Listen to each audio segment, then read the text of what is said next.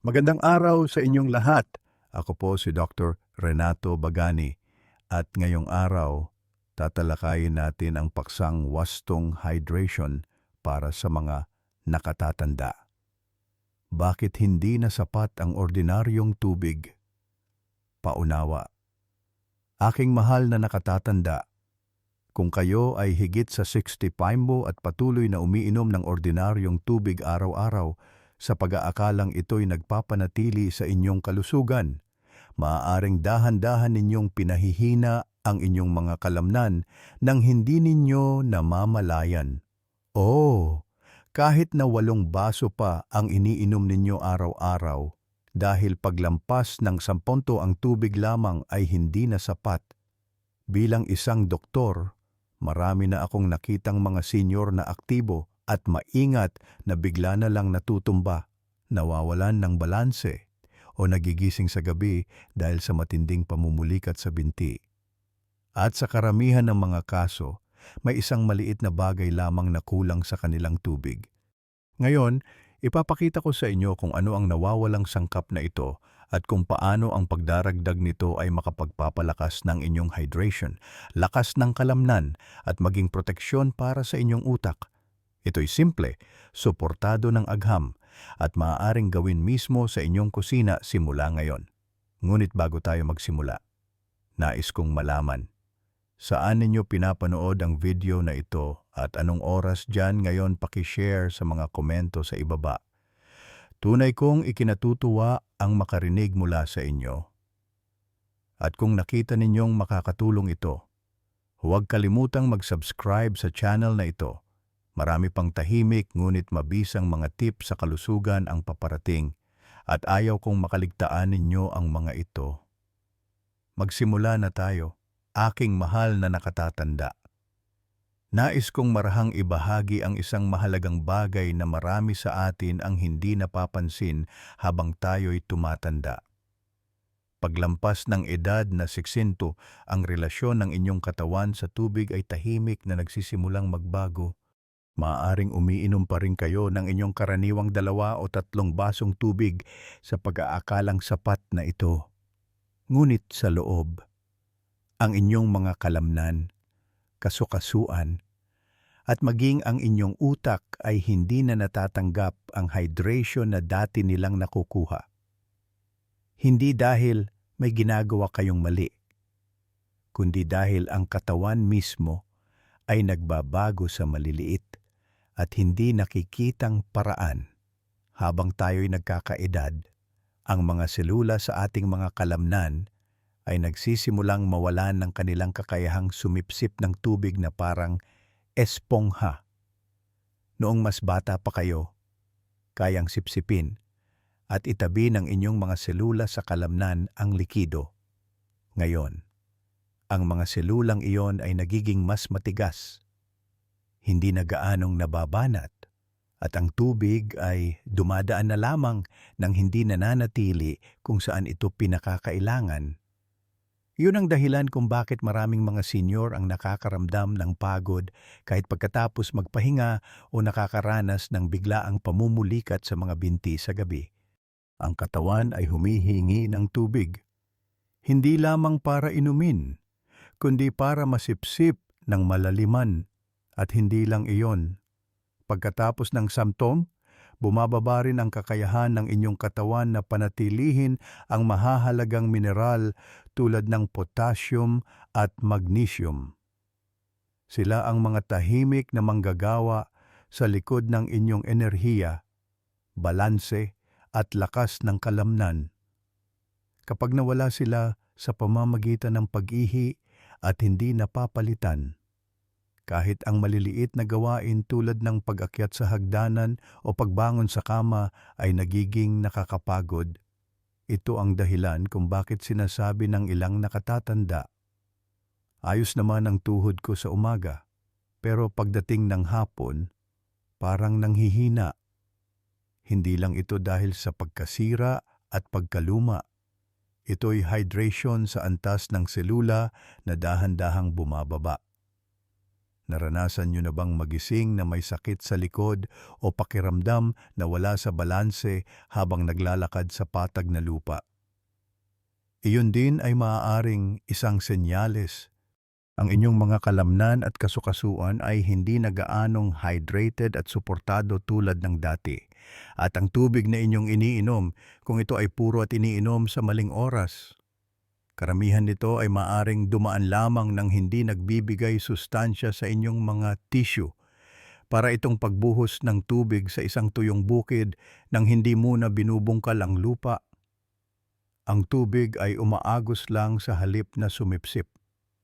Hayaan ninyong ikwento ko sa inyo si Uncle Ragavan mula sa Coimbatore na umiinom ng 8 hanggang 10 baso araw-araw ngunit nakakaramdam pa rin ng pagkalito at kabigatan.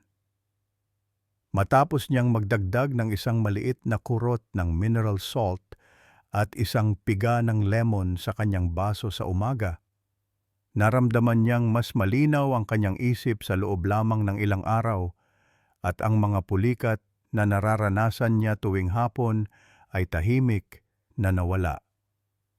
Ipinaliwanag ng kanyang doktor. Hindi kailangan ng katawan ng mas maraming tubig. Kailangan nito ng mas matalinong tubig. Tubig na alam kung paano manatili. Kaya mahal kong kaibigan, ang katotohanan ay simple. Ang tubig pa rin ang pinakamakapangyarihang lunas. Ngunit pagkatapos ng sestya, kailangan ninyo itong tulungan na gawin ang trabaho nito. Sa tamang suporta, maaaring manumbalik ang lakas ng inyong mga kalamnan. Gumaan ang pakiramdam sa inyong mga kasukasuan. At bumalik ang inyong enerhiya. Hindi ito tungkol sa pag-inom ng mas marami, ito ay tungkol sa tamang pag-inom. At ang banayad na pagbabagong iyon ay nasa inyong mga kamay. Sama-sama tayong sumulong at tuklasin kung paano ang mga simpleng sangkap ay maaaring gawing tunay na gamot para sa inyong katawan ang isang basong tubig. Unang prinsipyo, lemon at mineral salt. Isang simpleng lunas sa bahay upang matulungan ang inyong mga kalamnan na panatilihin ang tubig. Aking mahal na nakatatanda, minsan ang pinakamaliit na pagbabago sa ating umaga ay maaaring magdulot ng pinakamalaking pagbabago sa ating pakiramdam sa buong araw. At ngayon, nais kong ibahagi sa inyo ang isang ganoong pagbabago. Isang simpleng inumin na maihahanda ninyo sa loob lamang ng 1 minuto. Hindi ito nangangailangan ng gamot, walang espesyal na makina, at hindi rin kailangang pumunta sa palengke. Lahat ay malamang na nasa inyong kusina na, tahimik na naghihintay na magamit sa tamang paraan.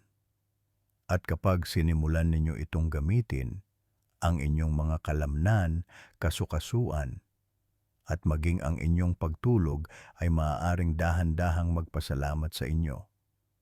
Magsimula tayo sa resipe. Kumuha ng 1 hanggang 2 manipis na hiwa ng sariwang lemon. Hindi ang katas mula sa bote, kundi ang totoong lemon na hiniwa ng inyong sariling mga kamay. Ngayon, magdagdag ng 1 kurot ng pink Himalayan salt or natural na sea salt. Ilang buti lamang. Hindi hihigit sa 1 kapat ng 1 maliit na kutsara. Ihalo ito sa 1 baso ng tubig na nasa room temperature, mga 250 hanggang 300 ml. At haluin ng marahan. Ito ang inyong bagong inumin sa umaga. Simple, natural, at nakakagulat na mabisa. Ngunit bakit ito gumagana? Bakit hindi na lang ordinaryong tubig? Kita ninyo. Ang lemon ay naglalaman ng kaunting citric acid na tumutulong sa tubig na mas mahusay na dumaan sa inyong small intestine. Nangangahulugan ito na sa halip na ang tubig ay dumaan lang ng mabilis sa inyong katawan at lumabas muli, mas malamang na ito ay masipsip sa inyong daluyan ng dugo. Nagdadala rin ang lemon ng bitamina C na sumusuporta sa pagbuo ng collagen, isang natural na protina na nagpapanatili sa inyong mga kalamnan, kasukasuan, at maging sa balat na nababanat at malakas. Kaya ang tila isang hiwa ng prutas ay talagang isang tahimik na katulong para sa inyong buong sistema. Ngayon, pag-usapan natin ang asin at hindi basta-basta asin. Iwasan ang karaniwang puting table salt na ating kinalakihan. Naglalaman ito ng halos sodium lamang at para sa maraming senior. Ang sobrang sodium ay maaaring magpataas ng presyon ng dugo. Ngunit ang mineral salt tulad ng pink salt mula sa mga burol ng Himalaya o purong sea salt mula sa baybayin ng Pilipinas ay nagbibigay sa inyo ng higit pa. Naglalaman ito ng mga trace mineral tulad ng magnesium at potassium. Ang mga elementong lubos na kailangan ng inyong tumatandang kalamnan. Ang mga mineral na ito ay tumutulong na magdala ng tubig sa loob ng inyong mga selula ng kalamnan at panatilihin ito doon. Tulad ng paglak ng tubig sa loob ng isang espongha kung saan ito nararapat. Pinapakalma rin nila ang mga signal ng nerbiyos na binabawasan ang pangingisay ng kalamnan at pamumulikat sa binti, lalo na sa gabi. At iyon ang nagdadala sa atin sa kung kailan ito iinumin. Ang pinakamagandang oras ay sa umaga. Pagkatapos ninyong magising at bago kumain ng anuman, ang inyong katawan ay natural na dehydrated mula sa pagtulog at ang inuming ito ay dahan-dahang pupunan ang nawala sa magdamag. Kung ang lasa ay masyadong matapang sa simula, maaari kayong magdagdag ng isang hiwa ng pipino o ilang sariwang dahon ng mint upang gawin itong masarap at kaaya-aya, lalo na sa mga buwan ng tag-init. Ito ay nagiging isang nakaka-relax na ritual tulad ng pag-upo malapit sa bintana at pagmamasid sa liwanag ng umaga. Hayaan ninyong ibahagi ko ang kwento ng isang tulad ninyo. Si Prem G, isang 65 taong gulang na retiradong clerk ng tren mula sa Gujarat, ay lumapit sa akin na nagsasabing gabi-gabi siyang nagigising dahil sa masakit na pamumulikat sa kanyang mga binti. Marami siyang iniinom na tubig sa maghapon. Mayroon pa siyang bote sa tabi ng kanyang kama. Ngunit nagpatuloy ang pamumulikat. Siya ay nadismaya at napagod. Akala ng kanyang asawa ay katandaan lang iyon. At siya rin ay nagsimulang maniwala sa ganoon. Isang pagbabago lamang ang iminungkahi ko. Ang simpleng lemon salt water sa umaga. Sinubukan niya ito ng walang gaanong inaasahan. Ngunit sa loob lamang ng 7 araw, may nagsimulang magbago. Ang pamumulikat ay hindi na gaanong matalas. Ang kanyang pag-idlip sa hapon ay naging mas malalim. Sinabi niya sa akin, "Dr. Bagani, hindi ko alam kung bakit. Ngunit pakiramdam ko ay mas sinusuportahan ako ng aking katawan ngayon. At ako ay ngumiti dahil iyon ang ginagawa ng tunay na hydration. Hindi ito sumisigaw. Sinusuportahan ka nito ng tahimik mula sa loob, kaya mahal na nakatatanda. Kung naramdaman ninyong masyadong maagang nawawala ang inyong enerhiya, kung ang inyong mga binti ay naninikip o ang inyong pagtulog ay nabubulabog ng biglaang paghila ng kalamnan, huwag lamang uminom ng mas maraming tubig. Uminom ng mas matalinong tubig. Ang lemon at mineral salt ay maaaring mukhang maliit. Ngunit sa loob ng inyong katawan, sila ay nagiging makapangyarihang mga kaalyado. At sa yugtong ito ng buhay, dapat tayong pumili ng mga kasamang banayad, mapagkakatiwalaan, at epektibo, tulad ng inuming ito. Subukan ito sa loob lamang ng 1 linggo. Obserbahan kung paano tumutugon ang inyong katawan. Maaaring magulat kayo kung paano ang isang bagay na napakasimple ay maaaring magdulot ng isang tahimik na pakiramdam ng lakas at balanse. Dahil ang paggaling, lalo na sa ating mga huling taon, ay hindi kailangang maging maingay. Minsan nagsisimula ito sa isang basong tubig na hinaplos ng karunungan ng kalikasan at ginabayan ng inyong sariling pag-aalaga. Ikalawang prinsipyo, natural na electrolyte powder. Tahimik na suporta para sa lakas at katatagan. Pagkatapos ng 60 mahal kong nakatatanda, naranasan nyo na bang tumayo mula sa inyong upuan ng masyadong mabilis at naramdaman na umikot ang mundo ng bahagya? O naglakad sa inyong karaniwang paglalakad sa umaga at biglang naramdaman na mas pagod kaysa sa inaasahan? Na para bang bumigat ang inyong mga binti? Maaaring naisip ninyo na ito'y pagtanda lamang o isang mahinang puso o marahil ang init sa labas. Ngunit sa maraming kaso, lalo na pagkatapos ng 60, ang tunay na dahilan ay isang bagay na mas simple at mas madaling ayusin kaysa sa iniisip ninyo. Ito ay tinatawag na silent dehydration o tahimik na pagkauhaw. At tahimik nitong sinisipsip ang inyong enerhiya, balanse, at lakas ng kalamnan ng walang babala. Kita ninyo, pagkatapos ng edad na 60, ang natural na signal ng uhaw ng ating katawan ay humihina. Nangangahulugan ito na maaaring hindi kayo makaramdam ng uhaw kahit na ang inyong katawan ay kulang na sa likido. Kasabay nito, ang inyong mga bato ay nagsisimulang maglabas ng mas maraming mineral, lalo na kapag umiinom kayo ng mga gamot sa presyon ng dugo o diuretics. Ang resulta ay isang katawan na mukhang maayos sa labas. Ngunit sa loob ay kulang sa mga electrolyte na kailangan upang gumana ng maayos.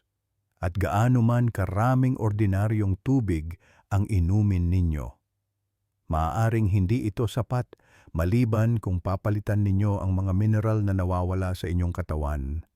Kaya ano nga ba ang mga electrolyte?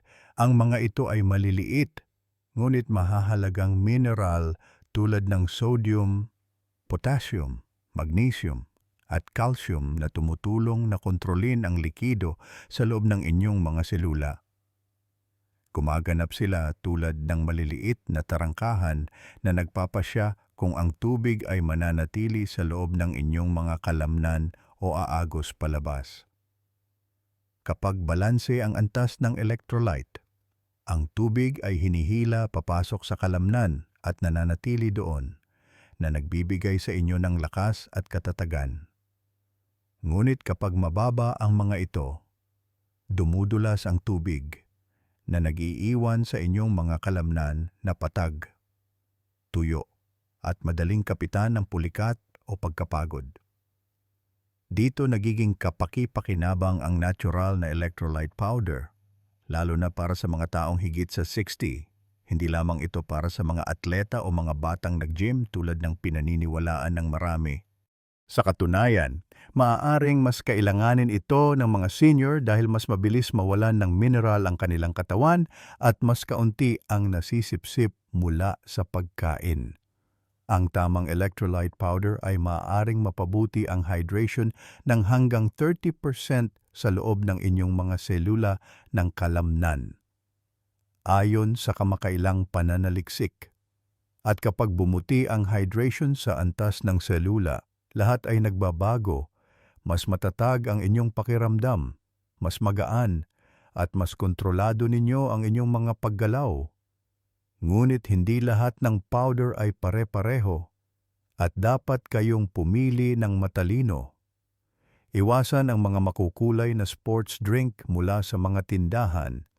Madalas itong naglalaman ng idinagdag na asukal, caffeine, at artificial na kulay.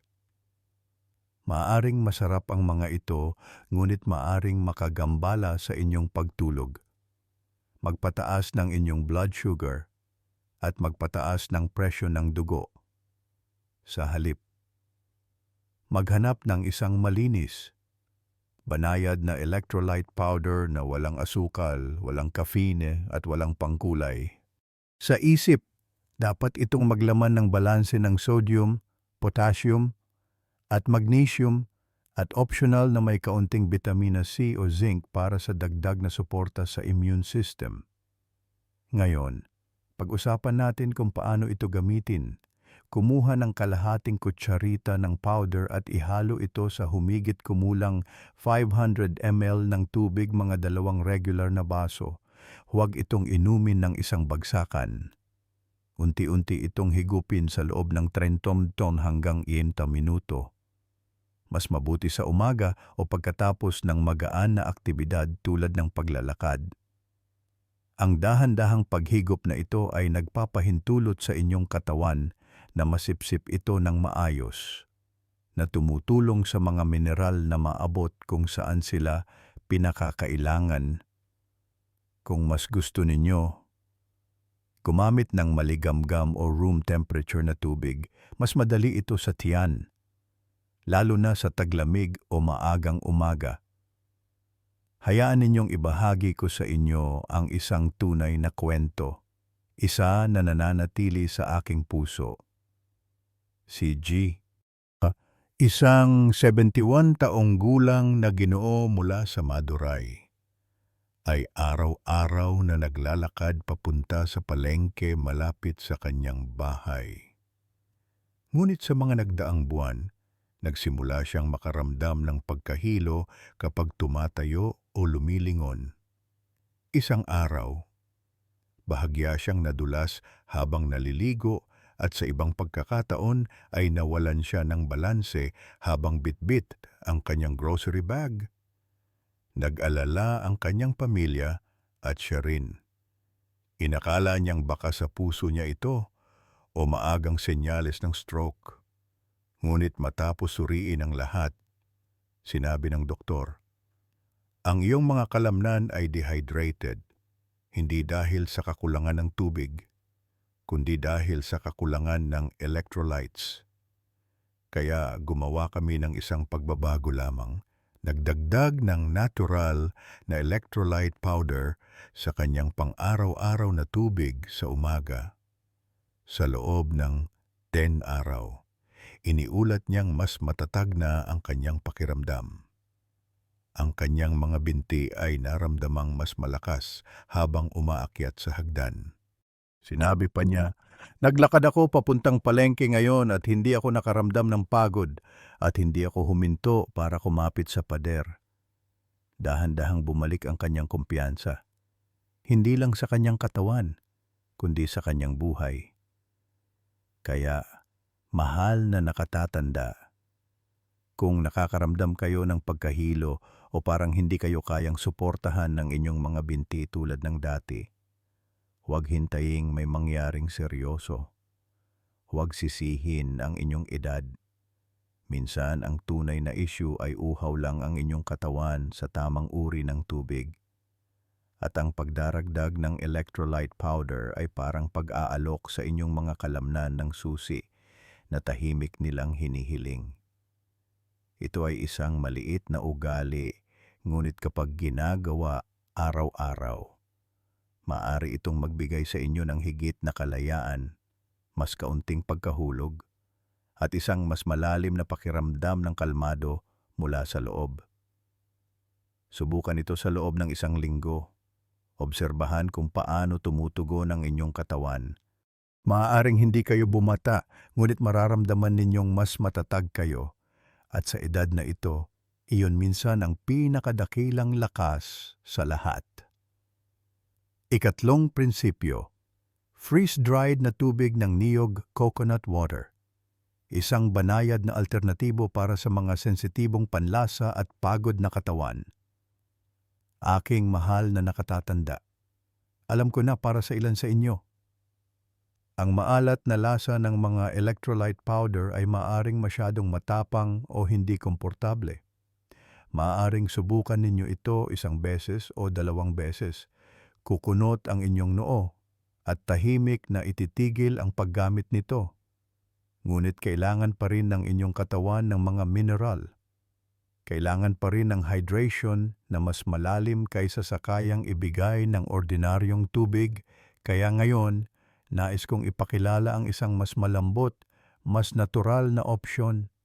Isa na nagmula sa ating sariling mga tradisyon. Isang opsyon na pamilyar, magaan, ngunit mabisang nakapagpapagaling. Tiyak na narinig na ninyo ang mga taong nagsasabi, uminom ng tubig ng niyog buko. Ito ang pinakamainam para sa init ng tag-araw. At hindi lang iyan payo ng lola. Sang-ayon ang agham. Ang tubig ng niyog ay natural na electrolyte drink ng kalikasan, puno ng potassium at magnesium, ang dalawang pangunahing mineral na kailangan ng inyong katawan pagkatapos ng 60. Tumutulong silang i-regulate ang presyo ng dugo, suportahan ang paggana ng kalamnan, at panatilihin ang tubig sa inyong mga selula sa halip na mawala ito. Ngunit ang pagkuha ng sariwang tubig ng niyog araw-araw ay maaaring mahirap. Hindi lahat ay nakatira malapit sa nagbebenta ng niyog o gustong mag-imbak ng niyog sa bahay. Dito nagiging isang biyaya ang freeze-dried na coconut water powder. Ito ay simpleng sariwang tubig ng niyog na maingat na pinatuyo upang mapanatili ang mga mineral at ginawang isang magaan na pulbos na madaling itago. Walang pagtadtad, walang pagtapon, walang pag-aalala tungkol sa pagiging bago. Maaari ninyo itong dalhin kahit naglalakbay o itago sa isang lata sa tabi ng inyong tsaa o pampalasa. At hindi tulad ng maraming electrolyte powder. Ito ay may natural na matamis at makinis na lasa na mas gusto ng maraming nakatatanda. Ngayon, pag-usapan natin kung bakit ito gumagana. Habang tayo'y tumatanda, bumabagal ang ating panunaw. Humihina ang ating pagsipsip ng mga mineral at mas mabilis matuyo ang ating mga kalamnan.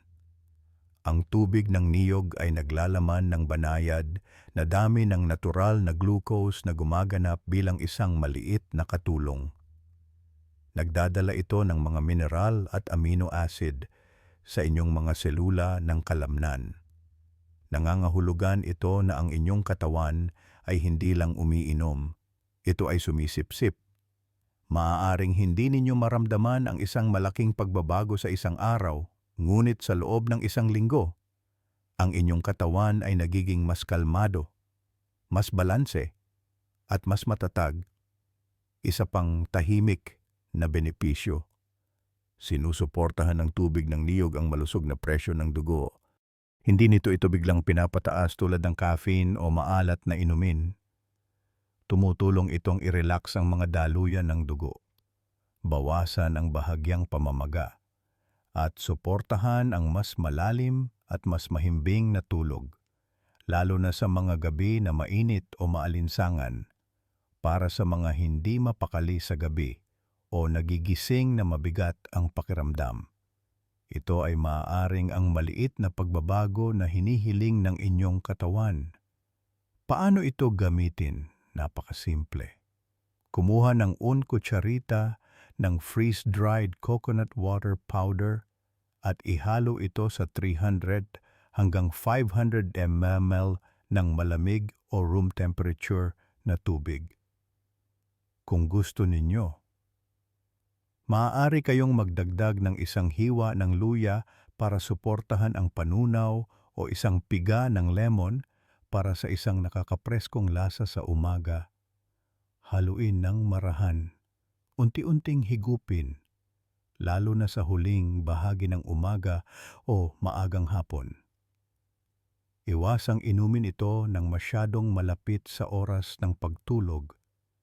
Bigyan ang inyong katawan ng ilang oras upang maproseso ito. Ngayon, hayaan ninyong ikwento ko sa inyo si Ginang La, isang 68 taong gulang na retiradong guro mula sa Mumbai.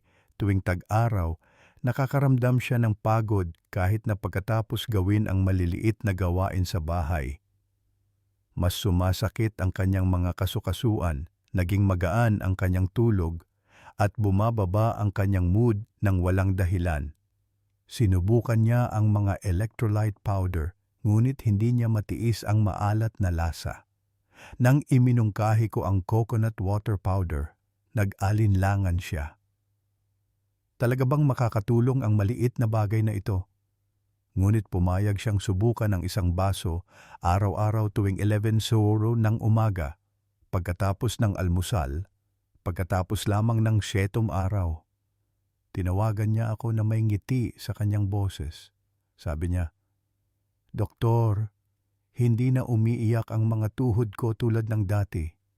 Pumunta pa ako sa templo at inakyat ang lahat ng hagdan nang hindi kumakapit sa rehas. Hindi ito isang himala. Ito ay banayad na hydration na ginawa ng tama. Ang kanyang mga kasukasuan ay hindi na gaanong naninigas. Mas alerto ang kanyang isip at mas magaan ang kanyang katawan. Lahat mula sa isang tahimik na pagbabago. Kaya mahal kong kaibigan, kung ang inyong katawan ay nakakaramdam ng pagod kahit pagkatapos magpahinga, kung ang inyong mga paggalaw ay mas mabigat kaysa sa nararapat, isaalang-alang ang banayad na suportang ito hindi maalat, hindi artipisyal, ngunit matamis, natural at malalim na nakaugat sa ating karunungan. Ang freeze-dried na tubig ng niyog ay higit pa sa isang inumin. Ito ay isang pang-araw-araw na regalo sa inyong tumatandang kalamnan na nakabalot sa pinakamalambot na haplos ng kalikasan. Subukan ito sa loob ng 1 linggo, hayaang magsalita ang inyong katawan. At marahil, tulad ni Ginang La, matutuklasan ninyo rin na muling gumagaan ang inyong mga hakbang. Ika-4 na prinsipyo, mababang dosis ng creatine banayad na lakas para sa mga kalamnan at memorya pagkatapos ng 60. Aking mahal na nakatatanda, ang salitang creatine ay maaring maging bago o kahit nakakabahala. Marahil ay narinig ninyo ito sa mga gym o nakita sa mga bote na para sa mga bodybuilder at mga kabataang lalaki na nagbubuhat ng mga pabigat. Kaya, natural na isipin na hindi iyan para sa akin. Hindi ko kailangan ng mga muscle shake. Ngunit hayaan ninyong dahan-dahan kong baguhin ang paniniwalang iyon ngayon dahil ang agham ay nagsasabi na ngayon ng ibang kwento. Isang kwento na kasama kayo, ang inyong mga kasukasuan, ang inyong lakas, at maging ang inyong kapayapaan ng isip. Ang creatine ay hindi isang chemical o steroid. Ito ay isang natural na compound na ginagawa na ng inyong katawan at iniimbak sa loob ng inyong mga kalamnan. Gumagana ito ng tahimik. Tinutulungan ang inyong mga kalamnan sa mga biglaang pagsiklab ng enerhiya tulad ng pagtayo mula sa isang upuan, pag-akyat sa hagdan, o kahit pag-angat ng isang timba ng tubig. Ngunit habang tumatawid tayo sa 60, bumababa ang sariling produksyon ng kreatina ng katawan. Tulad ng maraming iba pang bagay sa buhay na nagsisimulang bumagal. At doon pumapasok ang pagkapagod. Mas mabilis mapagod ang mga kalamnan pagkatapos ng kaunting pagsisikap at mas mahirap ang pagbawi mula sa isang abalang araw. Ang magandang balita ay hindi ninyo kailangan ng malaking dosis. Sapat na ang 1 hanggang 2 gramo lamang ng purong creatine monohydrate bawat araw, mga kalahating kutsarita, upang dahan-dahang punuin muli ang tangke ng enerhiya ng inyong mga kalamnan.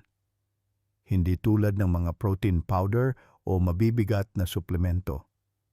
Ang mababang dosis na ito ay ligtas, magaan, at halos walang lasa kapag inihalo sa tubig.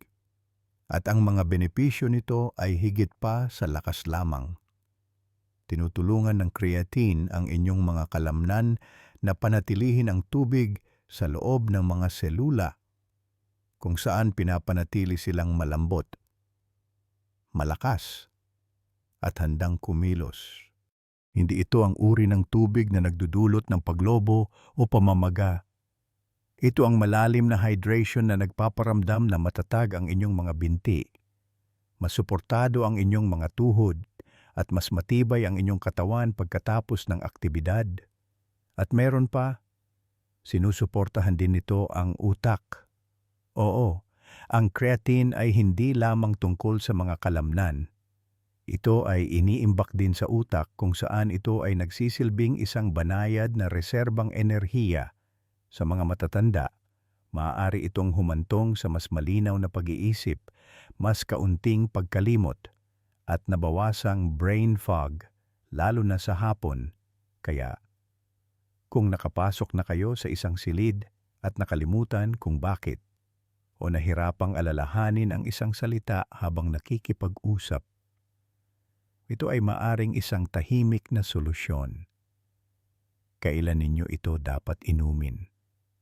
Ang pinakamagandang oras ay sa gabi bago matulog, kapag ang inyong katawan ay pumapasok sa natural nitong repair mode. Ihalo ito sa maligamgam na tubig o isama sa inyong lemon drink o coconut water.